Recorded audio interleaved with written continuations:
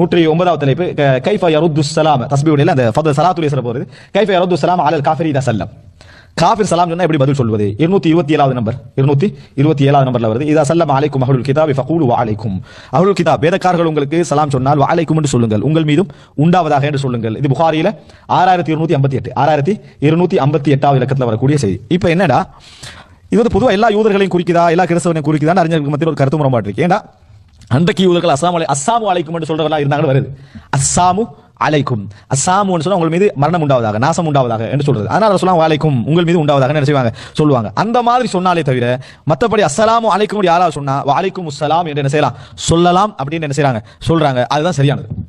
யாரு சாபம் சபிக்கிற என்ற கோணத்தில் சொல்றாங்களோ அல்லது குறைச்சி முறையற்ற முறையில் எங்களை நோக்கடிக்கிறதுக்கு சொல்றாங்களோ அவங்களுக்கு மட்டும் தான் வாலைக்கும் உங்கள் மீது உண்டாகுதா. மற்றபடி யாரும் எங்களுக்கு சலாம் சொன்னா அஸ்ஸலாமு அலைக்கும் சொன்னா வலைக்கும் அஸ்ஸலாம் சொல்லுவதில் எந்த தவறும் கிடையாது. முழுமையாக சொல்றதுல எந்த தவறும் கிடையாது.